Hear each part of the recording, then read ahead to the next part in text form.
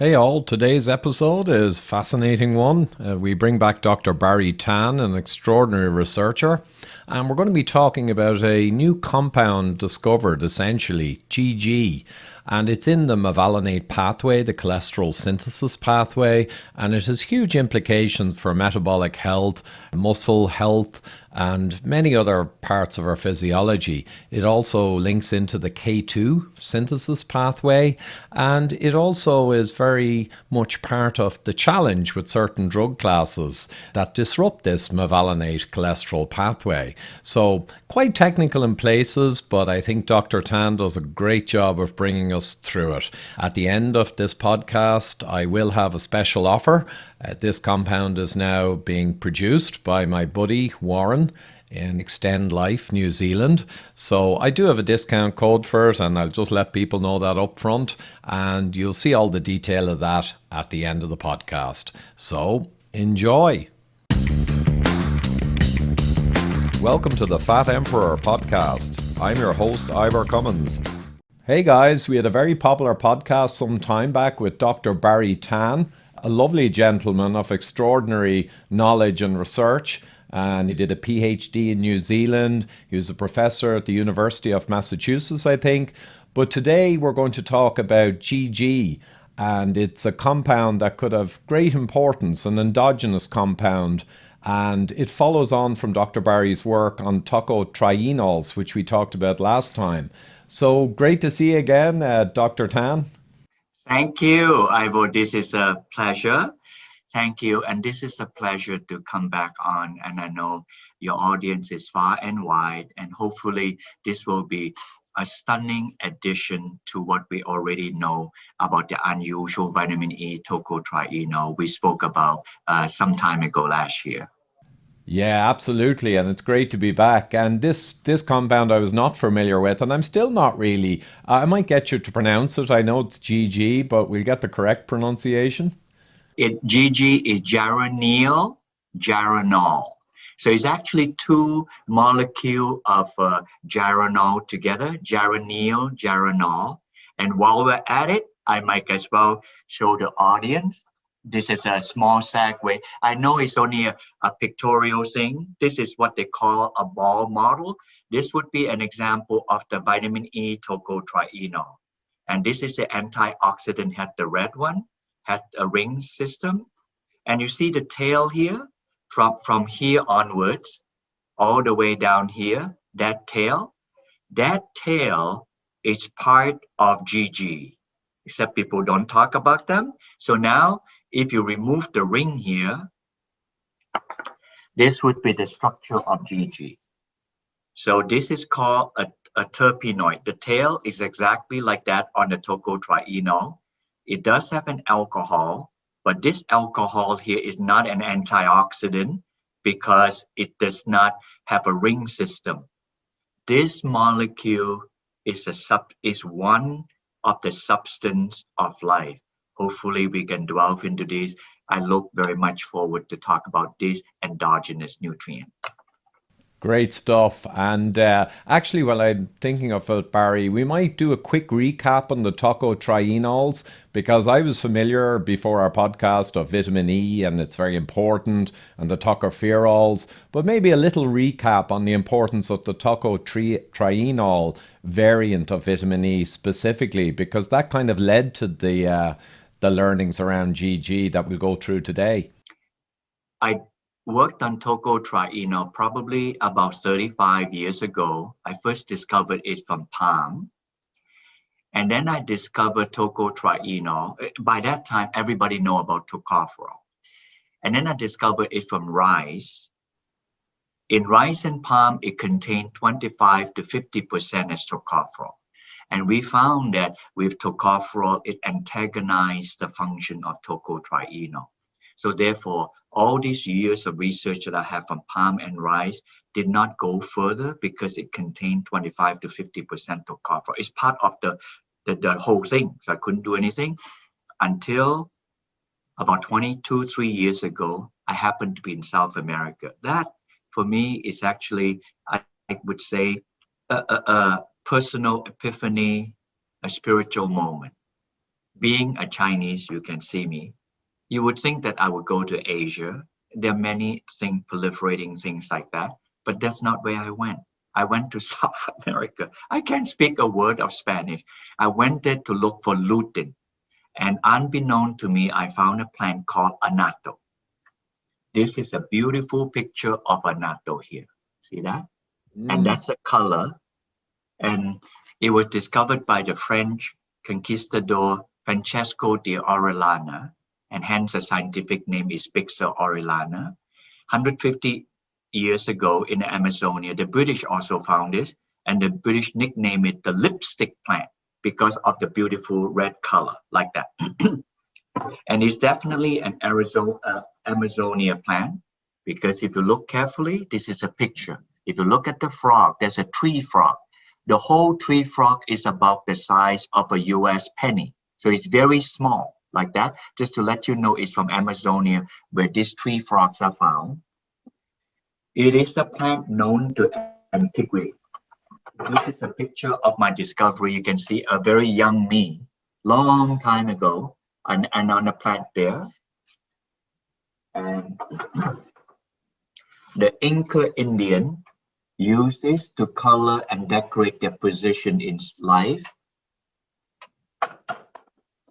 The last one, and a young Inca child dressed his head with this, so that because the insect repellent, and is also an antioxidant to protect them, because they may not able to wash their body every time for protection. So it's been known for antiquity. Oh, yeah. And the beauty of the Anato plant, or the bean, was that it naturally had a very high concentration of tocotrienols without the potentially antagonistic tocopherol element of vitamin E. So it's just nature delivered a beneficial compound. That is true. And thank you for helping me to get there. So I actually went there to look for a carotene. And then I found this plant. I'll tell you simplistically. I deliberately put this in 4 test tubes. I'm going to go closer. If you see, the middle Yeah. 2 test tube is bleached out, is brown color. And the 2 end ones, you can see the carotene there, and the end ones and the carotene there. All this to say, the tocotrienol is so able to protect the color, and the color will not bleach. That's it. So when I first got this, I did not know much more than that. And then when I analyzed, I thought it was a polyphenol. And when I analyzed, I said, oh my God, this is completely free of tocopherol, contain the only 2 tocotrienol, which is delta tocotrienol and gamma tocotrienol. If the audience go to search on the internet, delta tocotrienol and gamma tocotrienol, I do not control this information. You'll find professors and scientists all over the world, they study them, and they mitigate chronic conditions. That would be, for us and other people, chronic conditions like cancer, some of them very serious, cancer, fatty liver disease, we covered it the last time, lipidemia. We are also studying now in Texas, postmenopausal women with obesity. Definitely chronic condition. So we have all these studies out there for tocotrienol. So you would have guessed, if I did that, that would be a home run for me. Yes, it is a home run. More so, not so much I would make money, more so that people would benefit from them like this. But who would have guessed? When I extract this from these Anato seeds here, you can see closer the Anato seeds there. Who would have Mm. guessed? After I got them, I extract them, I got the oil out, I removed the color Bixin, the British call it the lipstick plant, and then I found the antioxidant with the tocotrienol. I found something that is light yellowish color that isn't what I have eliminated, not the tocotrienol and not it. And then I found out that compound is Geranylgeraniol. Simplicity, we just call it GG. That's it. So with that, I like to use this as a metaphor, and then you can pick up. I thought that there's a dog, and a dog has a tail. I always thought that when I first discovered it 4 years ago, I thought that I now am studying tocotrienol, which is a dog. I cannot spend enough time, effort, and resources to study GG. I know someday the tail would wag the dog. And today is that day. The tail is wagging the dog. The tocotrienol is still stellar, but you're the first. And I want to remind the audience who listen to you, this is the first time I'm entering to the public space about the value, the meaning. I'm looking so much forward to explaining. So tell me more about this, Gigi. I'm also searching more. So to the extent that I know, I'll pass on to you. And if there's anything I don't know, I'll also let you know about this tail that wags the dog. Excellent. I love the analogy. And that often happens in science as you find a beneficial compound and then you discover later on that there were sub-elements within it that were really, I don't know, having the effects that you thought the overall molecule did. So there's a lot of precedence for that. But for people as well, I don't like to have pride of authorship here, but I think our interview is the best possible introduction to tocotrienols generally. So I'll put the link below. And with that, we'll get into this GG compound, or the tail that is wagging the dog. And I'm inferring now that the GG element of tocotrienol is having a very active role, maybe a dominant role. And interestingly, it's also endogenous. So the mevalonate pathway that we associate with cholesterol synthesis and statins, that this GG is actually part of that pathway and is generated by the body for various biochemical uses. So I love when things from nature can be taken and they mirror what the evolved human machine has already decided to synthesize. But anyway, I won't go on. Let's get into this, GG. You put it beautifully. In the human body, if I can find that thing, I will bring that up. You only take one. Okay. This would be an example of a mevalonate pathway. If you look on this, the pathway indicate where the cholesterol would form. Right below the word farnesol, there is geranylgeraniol. So it's right there. And with geranylgeraniol here, you can see it make all the things here. I'm hoping to cover them.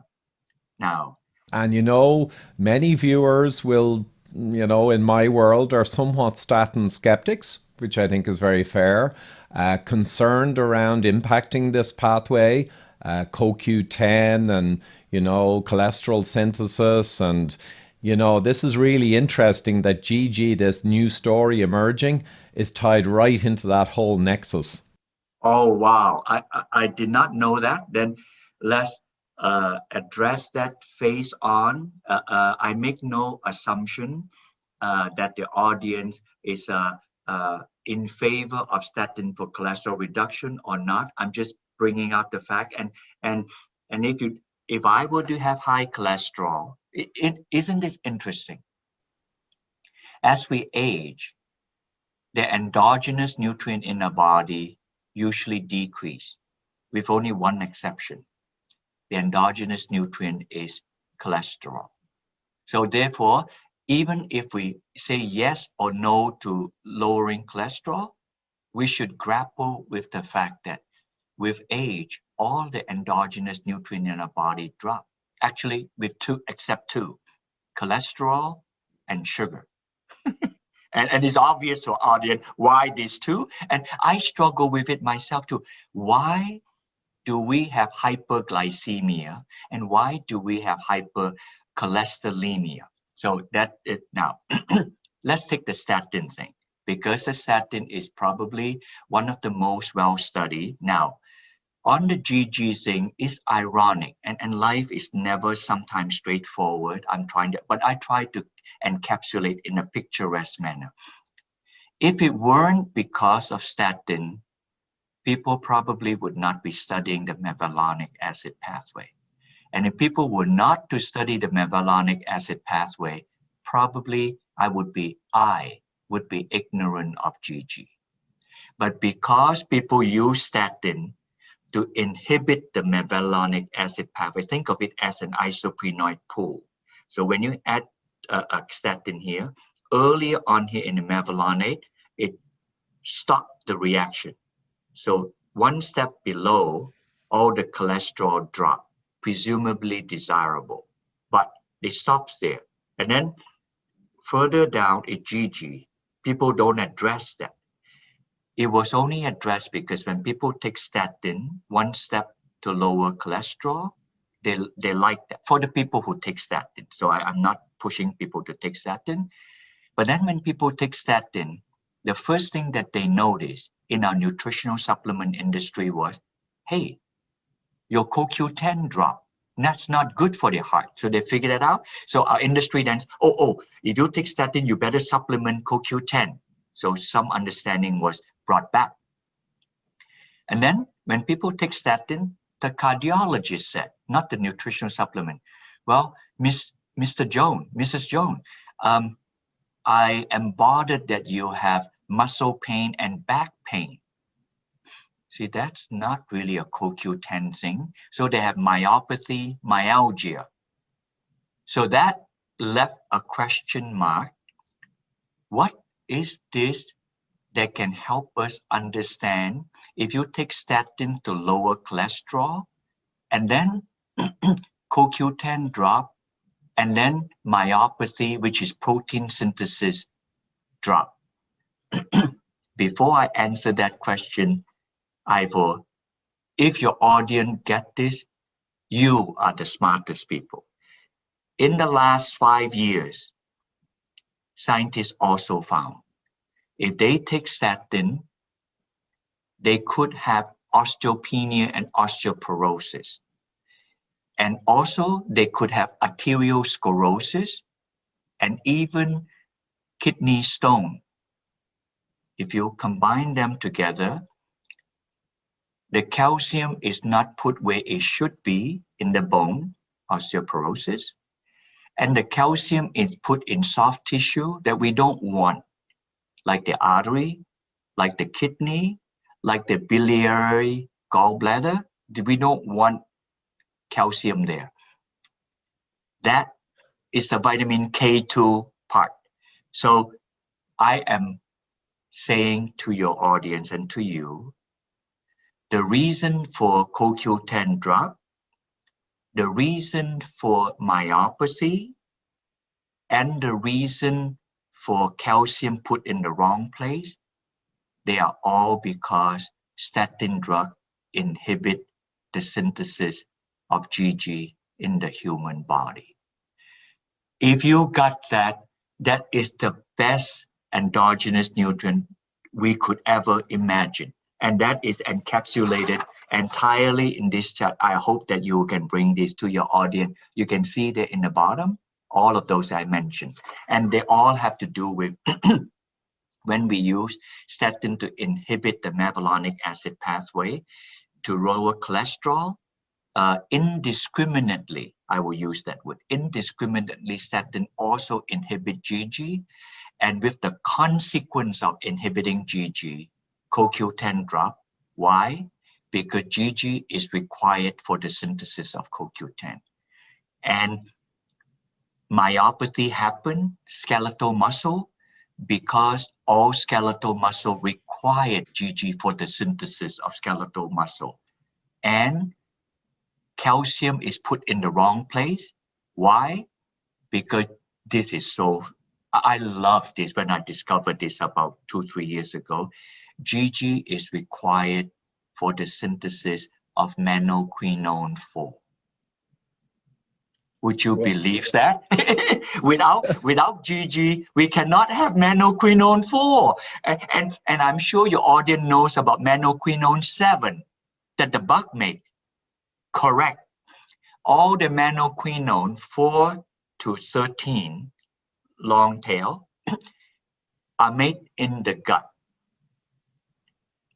Only manoquinone 4 is made in the human body, not by fermentation, by biochemical processes. So if I were to be a person care for my health, I would definitely beg to ask the question, of all the menaquinones, why does the body, through the evolution of time, only make MK4 in the human body?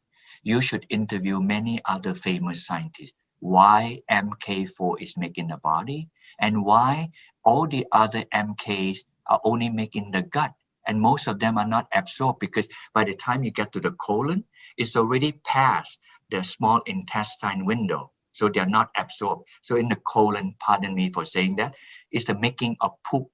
So only moisture is absorbed, not nutrient. It's already, and that is where the MKs are made.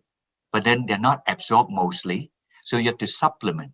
And the thing that people supplement is MK7. So you quickly bypass that. So I'm appealing to the audience. I just explained to you, your precious GG in your body is making MK4 in at least 25 organs and tissue in your body, published by Japanese scientists. Once we know what this MK4 does in the body, then a whole new vistage and a world of understanding of GG will emerge. Oh, there's a lot to unpack there for sure, but certainly many listeners will resonate with this whole calcification and pathway that we discussed there. And that does bring together a lot of different questions. It's acknowledged now that the statins cause in 20 to 30% of people overt symptoms of muscle pain, etc., and associated issues. I wasn't so aware of the osteopenia, etc., but certainly the calcification and the tendency to calcify through antagonism of K2 generally has been published on. But I think there you've brought it all together into kind of all those different elements go back to a common kind of central point of the GG production, which is upstream and required for all of these different pathways or vectors. So that really ties things together for people. And, you know, consequences, unintended consequences, whatever drug has a beneficial effect, it has to also be poisonous at some level if it's going to have an effect. Now, that's natural substances can be kind of all good, but drugs generally, they disrupt pathways, they interfere, and they've got a pro and a con. So here, the statins have a lot of cons, and then you can debate about the pros, the benefits of some anti-inflammatory, kind of pleiotropic nature, perhaps lowering the cholesterol lowers the damaged cholesterol particles, so indirectly do cause some benefit. But it's kind of like pro and con are all mishmashed together. But sorry, we'll get back to the GG and how this endogenous component, if you are taking statins, you're going to want to boost it somehow to counteract the problem. And if you're not, you're going to tend to want to maximize it regardless. Yes, on the second point that you made, what if I don't take statin? What would be the meaning of GG for me? I think that is a good question. I'm not, once again, I am not pushing yes statin or no statin. Say no, a person is not taking statin because they don't have hypercholesterolemia. So what is the meaning of that? The meaning never goes away because your body produces GG. So if I will be, regardless if I have hypercholesterolemia, I want to know, what does the body produce GG for? It will be the same thing I said earlier. The GG is in your human body to make CoQ10. It's in your human body to make skeletal protein. In your human body to make MK4. Let's take that a piece at a time. Making GG, making CoQ10. What is CoQ10 for? CoQ10, thanks to a British, Peter Mitchell, he got the Nobel Prize in 1978. Unequivocally confirming CoQ10 is required in the mitochondria to produce the currency of energy called adenosine triphosphate. In other words, we take food, it must convert to a currency, and that cannot happen without CoQ10. And the active form of CoQ10 is ubiquinol. That's it. So you had to do this. So nothing, I did not say anything about statin. So you had to do this. But as we age, our ability to make CoQ10 drop, and therefore our energetics is lowered. One. The second one, skeletal, muscle, and protein. I'm not talking about myopathy. As we age, we have seen people in nursing home, and we can tell, and also our older parents. So when we have in nursing home and older parent, what would be the obvious thing we see? Muscle wasting, or the scientific word sarcopenia. And doctors are giving them huge amount of sugary amino acid to do this. Yes, there's a place for amino acid to make protein. You need GG. It's like a hook on the cell.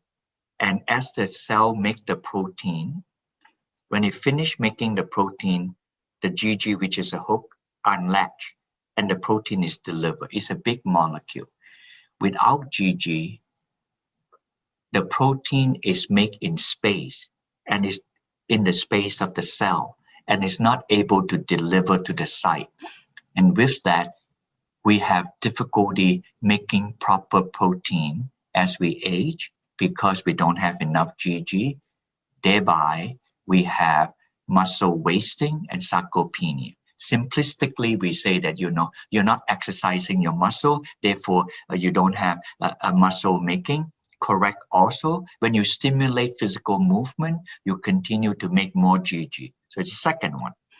The third one, MK4, which I already elaborated, that one has a beautiful story.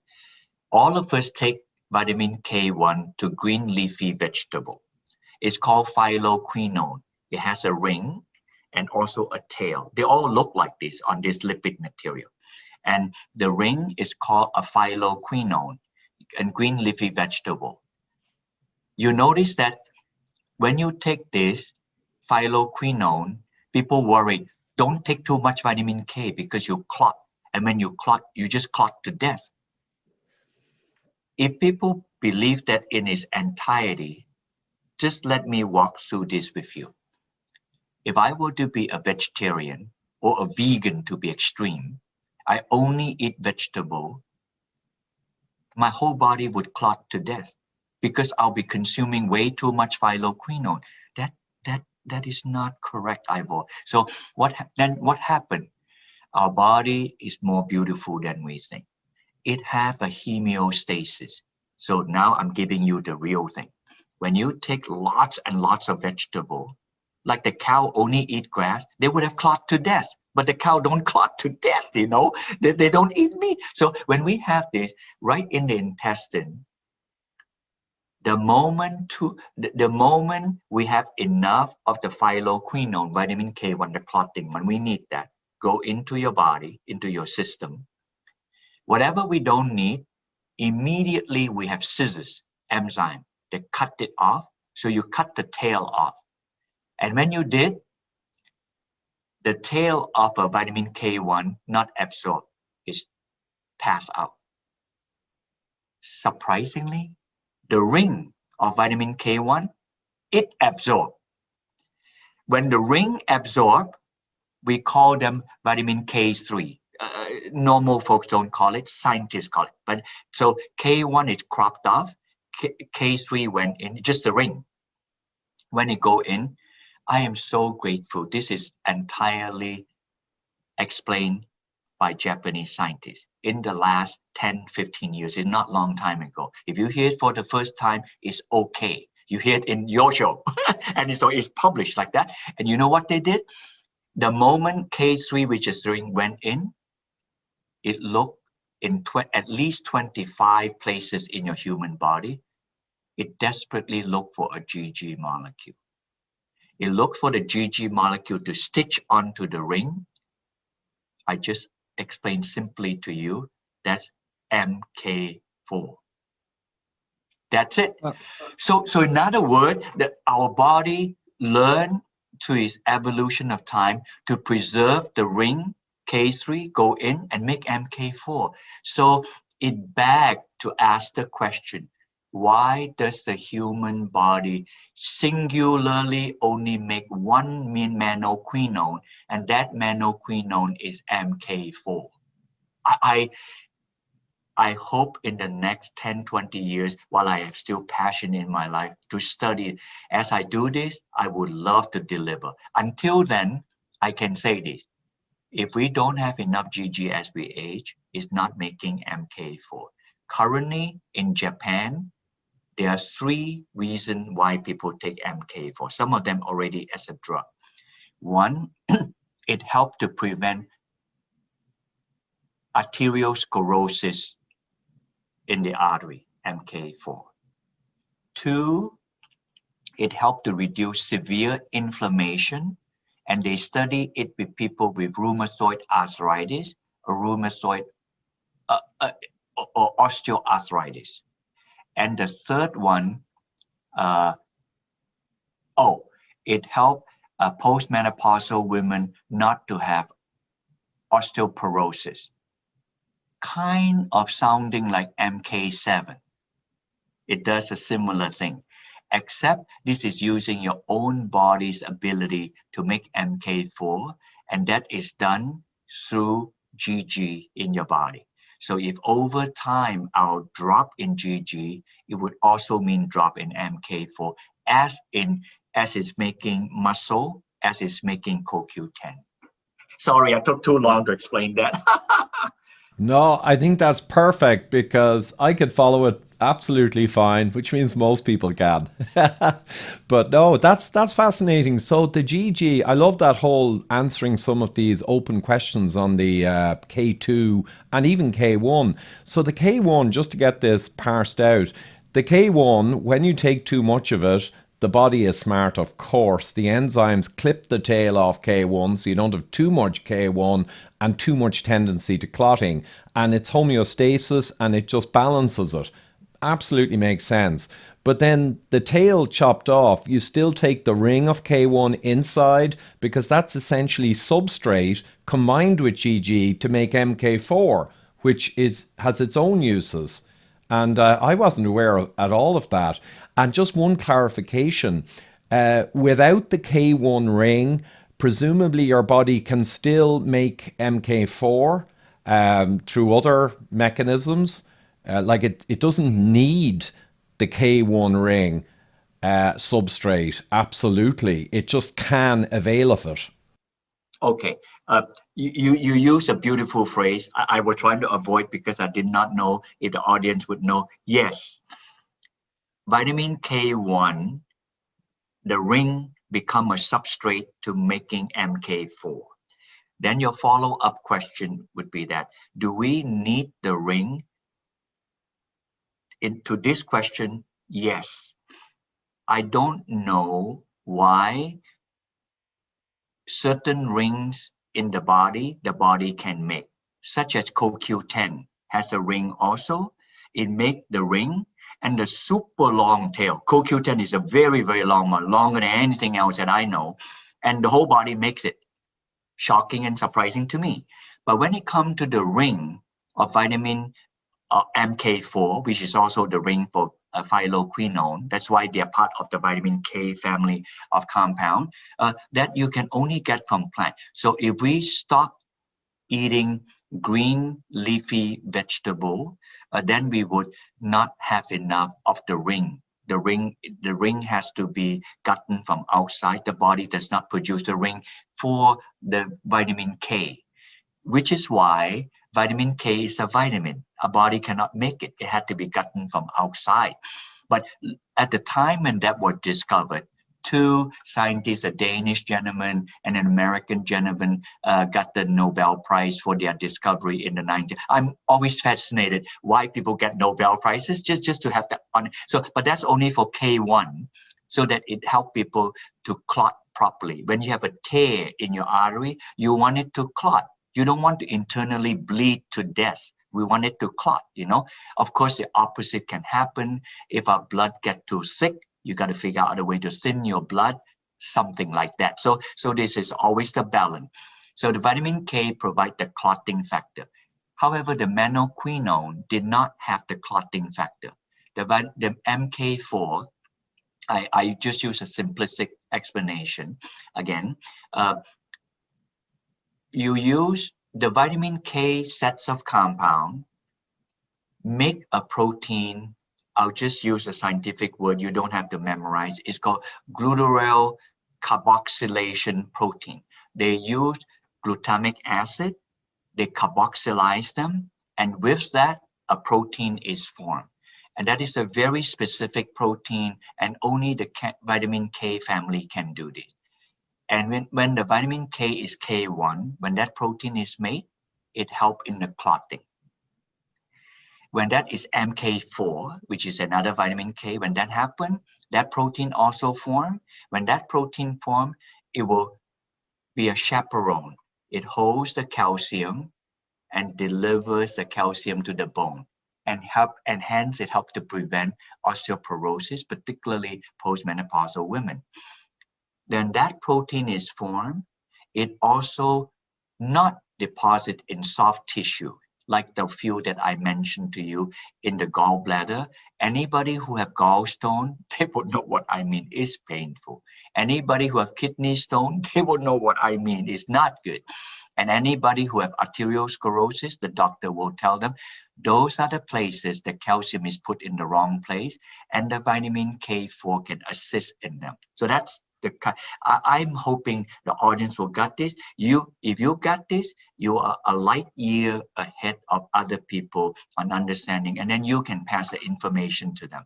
And I'm going to send you all this information, but if you want to know beforehand, you simply type menaquinone for Japanese study. You'll get all the studies yourself. Excellent, yeah, and we have a lot of listeners too who do love to go and see the studies themselves, and I often try and attach them. And actually, some people watching may be familiar with what you described there as matrix GLA protein is another kind of name it goes under, and that'll resonate because there was some Weston Price and various people who are enthusiasts about K2 have talked quite a bit about matrix GLA protein and carboxylating it and enabling it and all that kind of stuff. So there'll be some who are a little familiar, but not in the whole tapestry that we're describing. You're filling in a lot of the gaps here. Now, I wonder, so the K1 ring is required. We can't actually make that ring, but we can turn it into MK4 using GG. So that's very interesting. And there are precedents that, for instance, vitamin C we can no longer make. We must get it from the outside world. Like you say, it's a vitamin. But I wonder, if you have very few plants, we know there are a lot of people around the world now, including doctors and surgeons and high profile people who have gone carnivore, right? Now, we won't discuss, that's a controversial one, but they seem to be doing really well because they seem to be getting all they need from eating meats and organ meats. So I guess they're getting the K2 and whatever's needed for GG via the meat world, you know, from other animals. That has to be the case, I guess.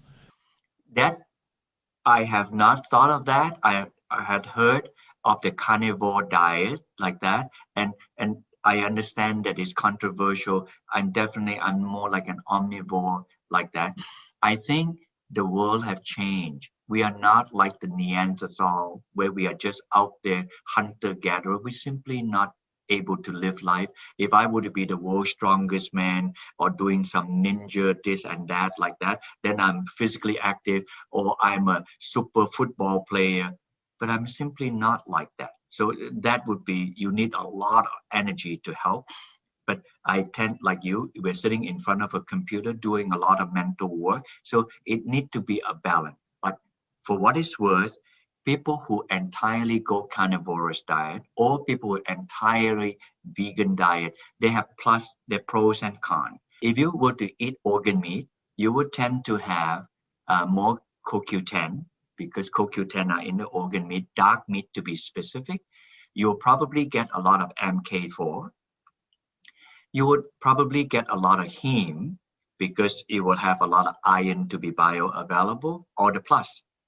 With that, you're also going to get a lot of cholesterol for whether you believe it or not, you're simply going to have a lot of cholesterol.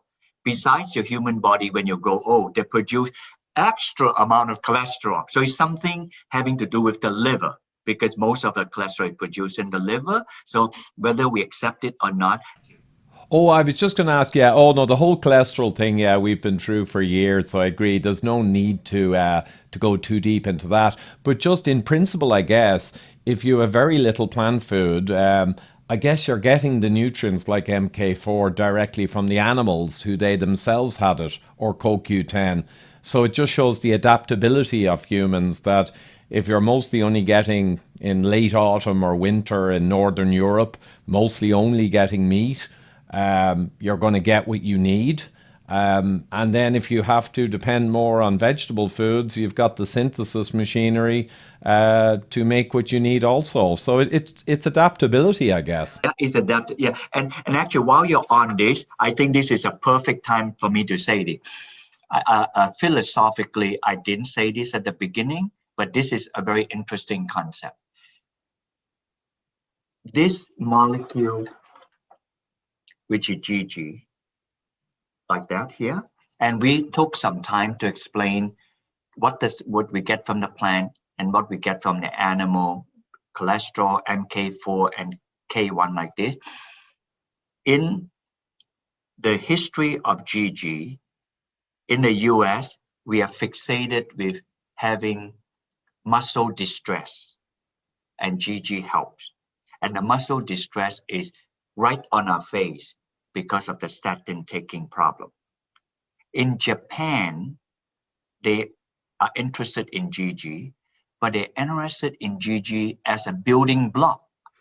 And I mentioned to you the few building blocks of CoQ10, MK4. They're interested in just how GG can work in the human body. That's Japan. And then in EU and the US, they're beginning to be very interested, independent of myopathy. Why and how does GG mix protein when GG itself is not an amino acid? So that is beginning to capture interest. That's the scientist thing. Let me add on a nuance to enable and empower our listener. In the plant kingdom, we have GG. Notice how I said it? I'm changing the subject now. In the plant kingdom and GG, how can I validate that the plant kingdom have GG? Well, for one thing, I discovered GG in Anato. It's from the plant, right? It's in the process of using it to make Tocotrienol like this. But I have a simpler answer to the question I just raised. If you eat vegetable, or in the fall, in the autumn in Massachusetts, here in beautiful New England, now it's not so beautiful, it's full of snow, but in the fall, people brag that New England have fantastic foliage color. It does. And the foliage color is an array of carotenoids and carotene. All carotene, which is 40 carbon, is well known. 40 carbon is 20 carbon and 20 carbon. A reaction come together, and then they're 40 carbon. 20 carbon is GG. So two GG molecule come together and become carotenoid. Therefore, this to say all the carotenoid, the one that you and I know because we are so fixated in the human health, lutein, zeaxanthin, lycopene, astaxanthin, they came from GG. Besides all this, there are 600-700 carotenoids we never heard of. They came from GG. That's one. When we look at plant, usually we think green, chlorophyll. Chlorophyll came from the synthesis of GG. Plant again. And then let me say another one. And with this, right, you have your attention and my attention have to be arrested with GG, please, because you think of phytonutrient.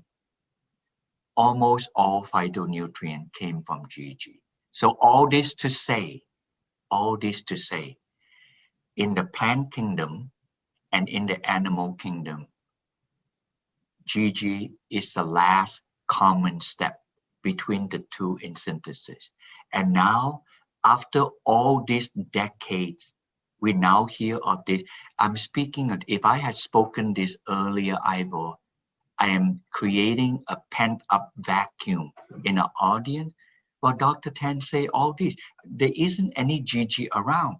When you eat vegetable, it had already converted to keratin. Very few vegetables have GG. And when you eat a normal diet, you perhaps can get about 2 to 5 milligrams of GG. And then when you eat vitamin K1, it depends on your own body GG to make it. And if you decrease in GG, then you have fine sources of it. And I'll just show you this, and like you look at this here. The top here is GG molecule, and then I pull back the green color, example of carotenoid. The red color, because I'm just using that as a metaphor for heme. It makes CoQ10 and vitamin K4. You follow that?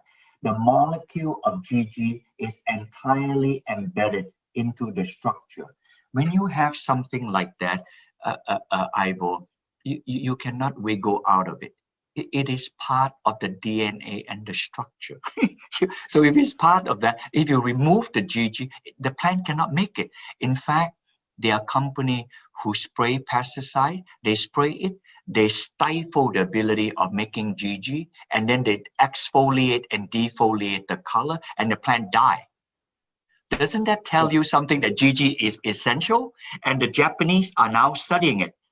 Besides all this that I mentioned, they're studying other GG compounds.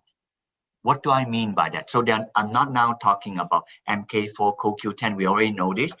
Other GG compounds are Geranylgeraniol acetone, Geranylgeraniol carboxylate acid, and the third one from Stanford and UC Berkeley, GGG, Geranylgeraniol glutathione. And people know about glutathione. So the body find the GG and attach to glutathione. My God, so there are so many things I don't even know about. So that means that the human body is using the GG that we make to make other GG-like compound for which we don't know. So far, we only know one thing.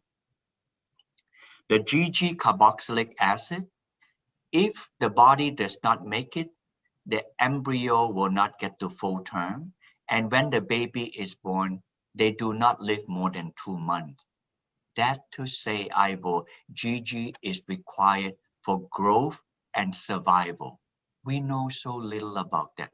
You just Google. Trust me, I do not like to live life a lie. You just put Geranylgeraniol carboxylate acid, you see the Japanese publish it. If you put Geranylgeraniol glutathione, the Berkeley or Stanford professor, they say that without the GGG, then we are more prone to oxidative damage, probably from the glutathione, oxidative damage, and will be more prone to cancer formation. And this is still in the early stages of study. I don't know where they are going to go with it, but that have to do with GG, some other product not recognizable like CoQ10 and MK4. And all this is quietly endogenously making the human body. We don't know because no Nobel Prize people have gotten it yet. The moment they got it, then the world would know. But at least I'm telling you and your audience, you can now search because the internet is allowing us such capability. So I am so happy, you know, if God gave me another 10 years, I will dig more into this and then tell you more about this. Yeah, and we'll certainly be back to talk about it in more depth the more you discover, Dr. Tan, for sure. But that's amazing. So this GG, there's a universality to it, even between the plant and animal world, as you say, a common kind of root. And it's amazing you mentioned glutathione there, because I first got into the whole health sphere back in 2012.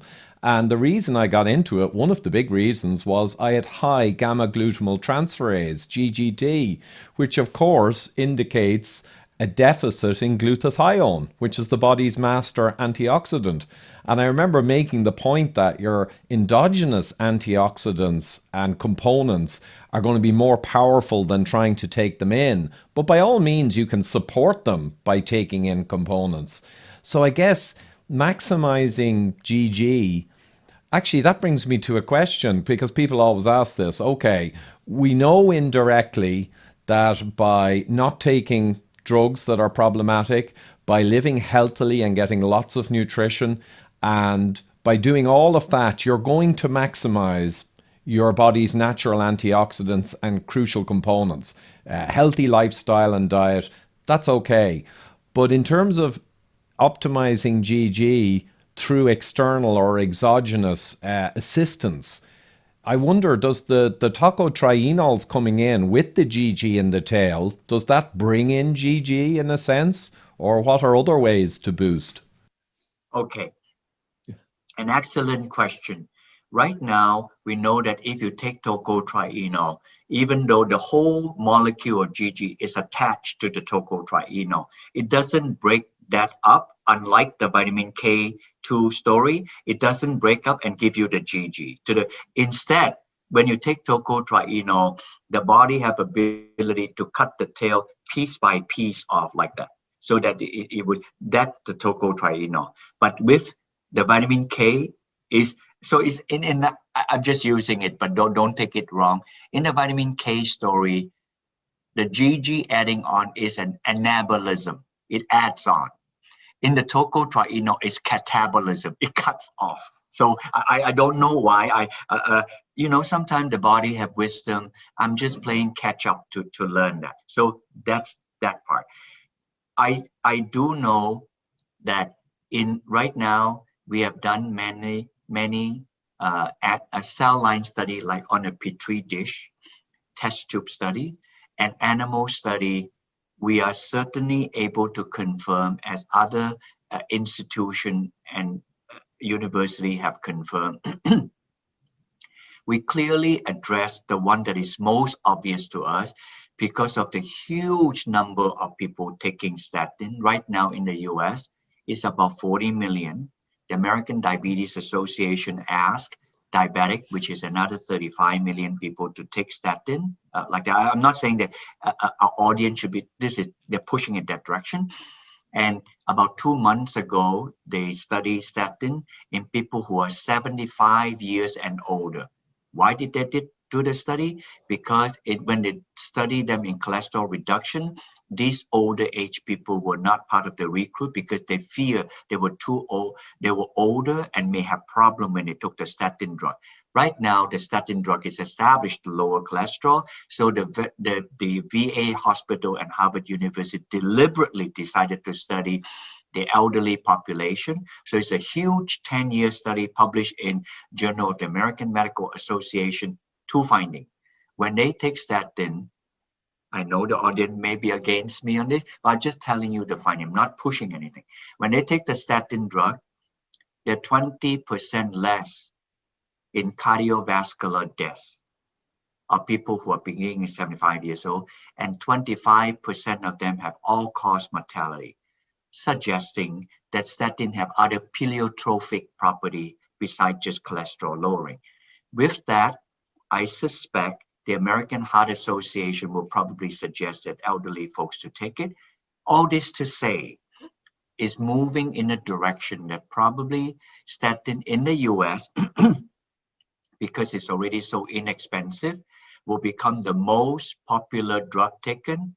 It will probably rival in the US Tylenol. Tylenol in the US is acetaminophen, and in Europe and England is called paracetamol. So when you take paracetamol, is what we in the US we call acetaminophen, and the trademark is Tylenol here. When they do that, what does that mean? That means that the decimation of GG will become systemic because of the huge number of people taking statin. So we did animal study and showed it. And the study I like to quote is an Australian study just published in 2020. ask Keith for this, I would love to send you that paper. This Australian group did this. They have a control group. They have a group that just give them GG. And they have the group that give them statin plus GG. They are mutually exclusive group. And in the control group, everything normal. In the group that with statin and GG, oh no, there is another group, just statin, 4 groups. Control, statin, GG, and GG and statin. And in the control group, just as a control, on the statin group, they saw muscle damage. And also they saw that the muscle hind leg ability to kick is less. So because of the damaged muscle. And then in the group with the GG and the statin, they're able to recover that group. They also study the heart muscle, and the heart muscle is strengthened. And then in the GG group by itself, not because of statin, they're able to increase the muscle strength also. So for that, it had benefit for the GG by itself, as well as the GG able to arrest the damage caused by the statin. And we translate the animal dose to human translation. So a normal 60, 70 kg person will be approximately 150 milligram per day. It's not a huge dose. So I got, and then other people have done. So here, I know you're going to ask me, so I preempt the question. So how much is necessary, this and that? If you take a normal food and diet, say if you don't eat a lot of organ meat or dark meat, probably about 5 milligram or less. If you tend to eat a lot of red meat and organ meat, it's possible that you can get about 10 milligram or so. And from this study and other studies, approximately 150 milligram would help in statin mitigation, or as we go older, to help us in the support of a body in making muscle or skeletal protein, CoQ10, MK4 as we age. We internally, because we plan to do this, so we have the burden. We are not making any money fast, and we care for the health of people. We already done a 2-year study. You are the first to hear this on the show. We've done 2-year study on toxicological and safety study, extensive toxicological and safety study. And that's only to answer the FDA. Is it safe or is it not safe? Not does it do blah, blah, and other blah, blah. Just is it safe? And we found out that it will do no problem on safety issue for a normal adult up to 500 milligram. Using some kind of formula the FDA say you must follow. If you do the scientific thing, it's probably safe until 1 gram. But if you use the formula the FDA say you must do this, you must divide this, so it's partly arbitrary, then we come up with a number 500 milligram. And now, happily to announce, when we did the animal study, 150 milligram will do just fine, which is 3 or 4 times less than the safe amount by the FDA. So I am thrilled to present this. I'm thrilled that Keith said that this is a good time to talk about this. So anyway, I guess I preempted the question about how much is needed, how much we get from food and food not supplemented. So that's excellent, because that's always the question on everyone's lips, and I'm well aware of it now. And 5 or 10 milligrams from food, and I guess endogenous production will vary hugely, especially as you get older. So 150 milligram is kind of the coverall amount that probably reaches a plateau of benefit, is way below toxicity, and it makes sense for a natural endogenous kind of element.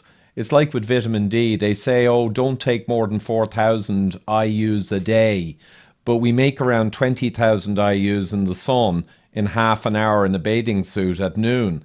So you kind of know there's a very limited toxicology to lots of these inherently natural things. But that 150 milligrams nominally, and is that extracted from your tocotrienols or through a completely separate process?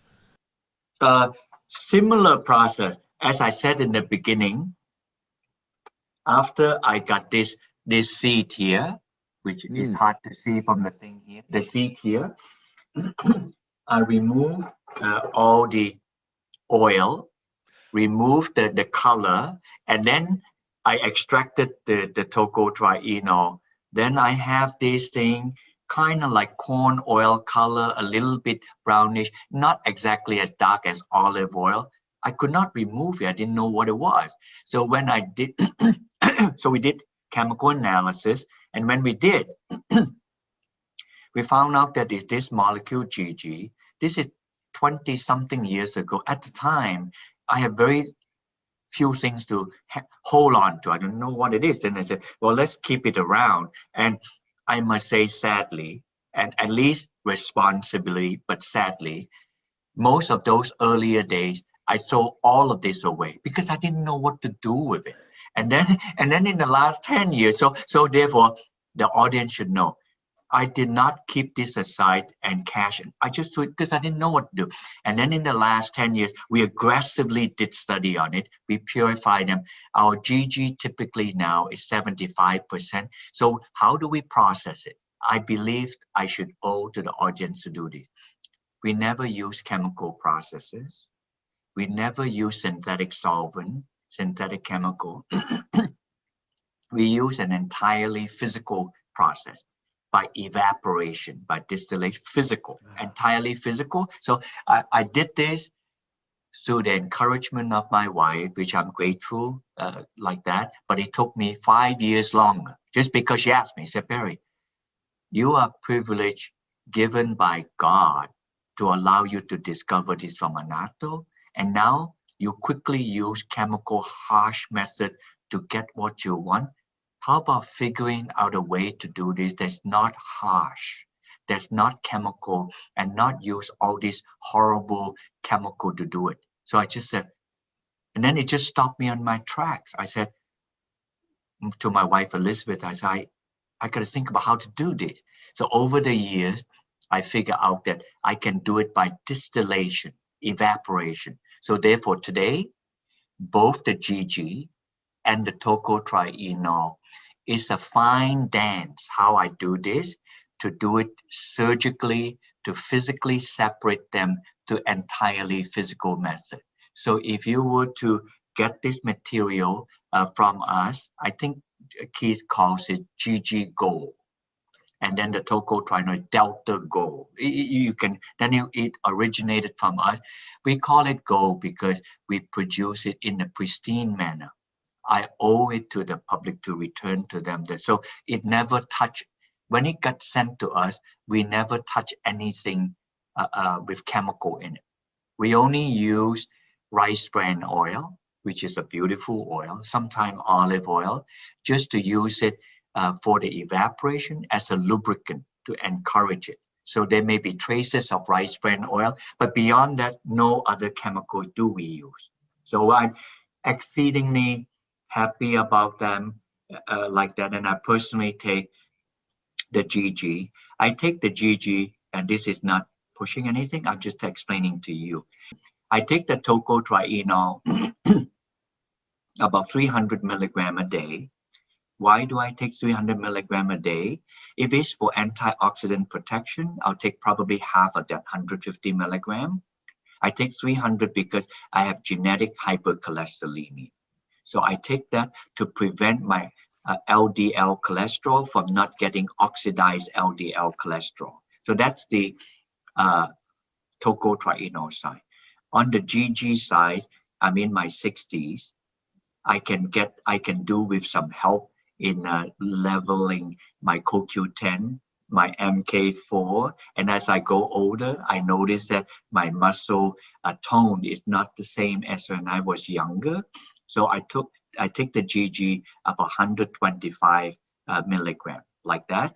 I take them in a combination with CoQ10. We have a product here called duoquinol, where the GG is added to the ubiquinol. The ubiquinol is the active form. So when you take that, it does have the both of them. One would CoQ10 would be for the energetics, and the GG would be for all the other things I mentioned. So I take them, they come in. So I do not take CoQ10 and GG separately. It come already mixed because dual, because GG also is able to use in the body to synthesize CoQ10 and also added a little bit more CoQ10 as well. But we don't have a product with GG with MK4. We don't have that. There is other people make product MK4 with vitamin D, as you mentioned. We don't, because we don't make MK4. Neither do we make vitamin D. People can openly get that accessible, but GG is what I'm trying to bring forth to see what it can do. So those are the personal examples of what I take. Yeah, no, that sounds great. And again, you can only use the scientific knowledge and all the work that's been done out there to try and come with a best formulation of anything. And interestingly, I often point out to people that the pharmaceuticals all largely come from the plant world, but often they're synthetic molecules that are remade to be patented, and that calls into question a lot of their properties. Whereas to take beneficial molecules that line up with human physiology but boost your own natural health from the plant world makes a lot more sense to me if you want to go that direction. So that's fantastic, Barry. And our mutual friend, of course, Warren Matthews in New Zealand. I'm sure he's going to be fascinated by this emerging new data also. Wow. Yes, I'm very, and now that you mentioned about the pharmaceutical company, I'm embarrassed to say when I searched the literature, apparently the pharmaceutical company knew as early as 1989, 1990, that's a long time ago, that when you take statin drug, the body will decimate GG. And in the decimation of GG by statin, myopathy is going to happen. But it's buried. And even to this day, even very literate scientists are not saying this in our nutritional supplement industry. And now I'm saying this. I like to show you a history of GG. I know that this is too much. I like to send this to you, but you can get a picture. You see the advent of a statin thing on the end there going up. And then if you look at the earlier years, Leopold Rizika, in the 1939, he got the Nobel Prize for synthesizing GG. For the good life of me, I did not know why he was synthesizing GG. So if you look again, 1939, a Croatian Swiss person synthesized it, and then the Nobel Prize was given for LDL receptor. And then 1978, I pencil it in, the Peter Mitchell for CoQ10, and then all the different things when people start taking statin. I think this GG thing, it needs to be there now so that to finish up all the understanding, the gaps in the understanding. I hope I presented to the audience the understanding that GG fills the gap of understanding MK4. GG fills the gap of understanding of CoQ10. In other words, if you take statin drug, they drop GG, voila. That's why CoQ10 drop. Because you zap all the entire tail of how CoQ10 is made. But most audience does not know yet, because the publication is just coming out, that when you take statin drug, you saw the manifestation of MK4. They don't connect the dot. They only know that if they take statin drug, hey, the calcium is put in the wrong place. Hey, the calcium is not in the bone. The reason the calcium is not in any of those places or put in the wrong place is because they zap the GG, and the GG is not able to stick it into the tail of the vitamin K. So MK4 is not made properly. And without the MK4 made properly, the carboxylated GLA protein is not made. And when that is not made, problem happen. So if you trace back, right, trace back bone problem, trace back to the GLA carboxylation, please follow me on this, because the alternative, you're not, you're just zoning in on like grabbing the thing, like the three blind person. Oh, this is the leg of an elephant. This is trunk of a tree, like that. But the story connect. Osteoporosis, bone not having problem. The reason is because of the carboxylated GLA. Don't stop there. The carboxylation of the GLA is because you don't have MK4. And why don't you have enough MK4? You don't have enough GG. Trust me. Yeah. It is like that. So once you get that, then you got it, Well, no, that's a perfect articulation of the overall picture to draw to a close, Barry, and it's fantastic. And it fills a lot of gaps for people who will have some familiarity with various aspects of this, but certainly not be able to go back to the root. For me, in a sense, it's like a root cause analysis. You've got to go back through all the pathways, and there are many loops where things are affecting other things and back affecting. But this GG seems to be a real nexus that connects together so much. So a fascinating story indeed, and it'll be great to get it out there. And like you say, we might put in some links. I'll have the high definition pictures of what you held up and some links to some various papers so people can go and do some more further study themselves, which is fantastic. Yeah. Let me give you a last line to attach to what you just said. You mentioned the root cause. The root cause is because the roadmap of GG was never in the picture. So now that the GG is in the roadmap to answer the root cause, then the reason is because GG is the building block.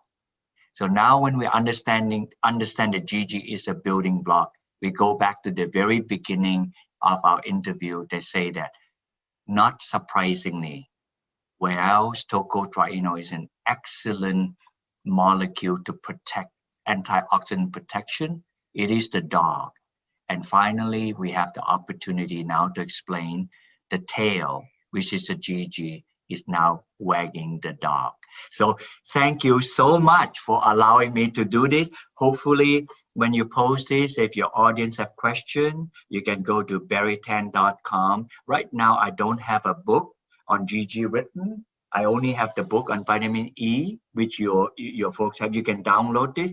I only do this as a labor of love. So if I'm pressed enough by my wife and other people, I probably will write a book on GG and put all of this in and encapsulate. So right now I haven't had that. So if you have question though, send to me or put on the link. I will gladly put out the papers that I have on GG.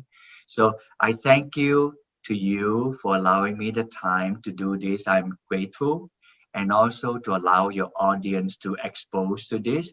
And as they have questions, then they could ask us. And by the way, if the audience themselves have unique find on GG, I'm not the final arbitrator of truth, If you find something good, please send to me, because it may stimulate me to do even more search and more industrious to bear out information. So thank you once again. Keep safe and be well.